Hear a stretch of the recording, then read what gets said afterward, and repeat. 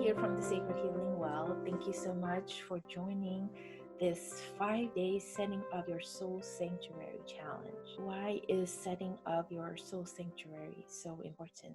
It really gives incentive and an opportunity to pause, pivot, and be present with our true nature and our inner wisdom. It's so hard in today's society and modern day life and all our busyness to pause. We often don't even know that we're overwhelmed, that we're on the go, not just in terms of our activities, but also our minds and our stories, the obligations and the things we tell ourselves we need to do. What then happens is we disconnect. We disconnect from our bodies, our symptoms, conflict that's arising. We have a difficult time seeing the relationship between our stories, our beliefs, our values and patterns, and what that's creating out there. So often it's the outside that's the problem. That is the reason for the way our life is going, the problems and challenges we are facing, so on and so forth. And not that that isn't the case, but I can tell you, I worked for years in crisis intervention as a first responder at a university, at an Air Force base, also in my practice. And so much more often than not, it's really the inner crisis inside of ourselves, often also related to past trauma patterns, that is causing us to be reactive and to feel victimized, not just by our external environment, but by our own energy and our own feelings. This is step one. Step one, really resetting what's happening. So the inner sanctuary is a place for refuge and respite. It's your R. It's a place for relaxation as well, for reconciliation with what's happening, to get clarity, to access your resilience, to reconnect with source, your true nature. It's a place to regroup and come out of this place of the resourcing with a new approach. So often we tackle issues without having any new insights or without rooting ourselves more powerfully. So what can we expect? The same will happen. We need to stretch. We need to have more spaciousness and an opportunity for our resilience to kick in and for our creative problem solving to have an opportunity to alchemize a bit before we can expect any new changes or transformations to happen. This is the key purpose of building a soul sanctuary. So what are we going to do day one? Day one, we're going to just learn to go in and connect with your sacred tree. So what I'm going to have you do is sit up right, and close your eyes, your feet on the ground, enter into your heart center. It's like your central chakra center, and imagine entering a beautiful sacred garden where each of the elements are present.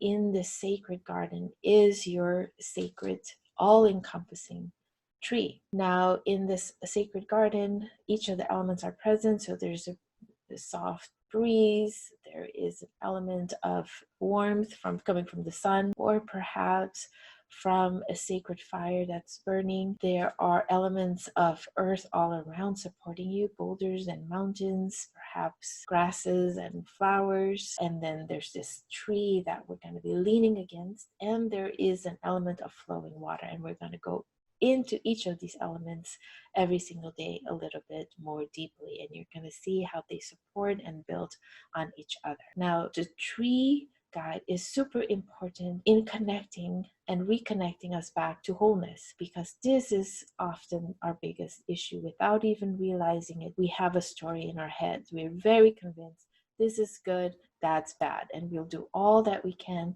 to avoid a bad outcome. Now, what needs to happen is an openness to cycles, just like the tree is going through seasons, and with each ending comes a new beginning. Each fall and winter leads to spring and renewed growth in terms of the circles of these trees, length.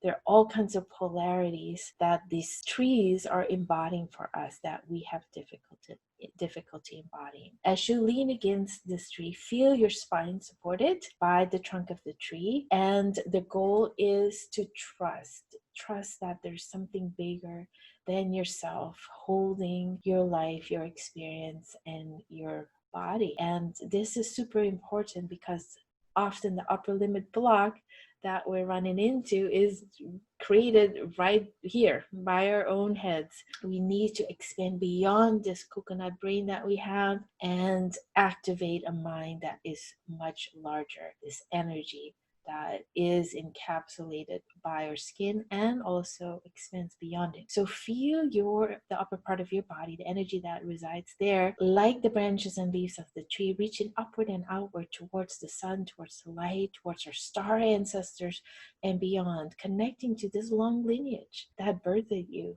That is the reason why you're here. And without any inhibitions and reservations, allow your mind to take in this guidance.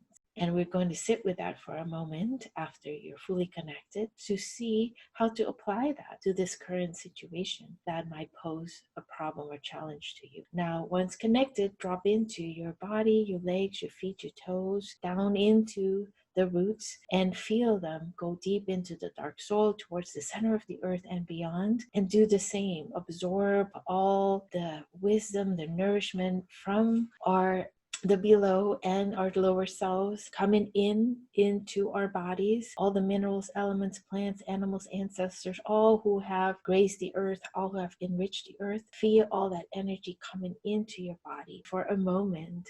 Really feel your wholeness and sit there and breathe into this. Let your ego mind know that good might not be as good if you're grasping and holding on to it as tightly as you are. Relax and see if perhaps things need to come to an end, and out of the darkness a new light, a new beginning might be emerging. If it's perhaps necessary for you to become a little bit more flexible, to rethink this issue, to be open to transformation, and take a step back and just let this thing be. See what it needs to become and how you could assist that, how to be creative in terms of problem solving, whether it's a conflict situation, whether it's money, a new job, new direction in your life, whether it is an old pattern or issue that you've been dealing with over and over again. If you want to spend a little bit more time here, feel free to sit in the space. Know that you can always drop in no matter what is going on in your life. And tomorrow we'll work with air to breathe in even more spaciousness, fresh ideas, creative insights, imagination to solve whatever is going on. Today, we're practicing equanimity with the help of the tree, this deeper connection between yourself and mystery, something bigger than yourself, and the idea that nothing is an absolute good or bad, right or wrong. All these opposites, the seen, unseen, masculine, feminine, directive, and receptive, round and tall, death and birth. The tree is holding all these polarities for us, and we know this intimately in our wisdom, in our bodies. Our bodies do this all the time. The women going through our cycles, and just the cells in our body are breathing and inhaling, exhaling, our heartbeat, food we put in and then put back out. Our bodies know these cycles of transformation really well. And the leaves, the issues we cannot fully see yet, are trees holding them if they need to drop, and often that needs to happen. They're going to become compost. It's nothing to worry about. The earth will take care of them. We will be able to read into these feelings and concerns and see what is ready to emerge out of that. Thank you so much for joining me, and tune in tomorrow as we expand on your sanctuary and work with the air element.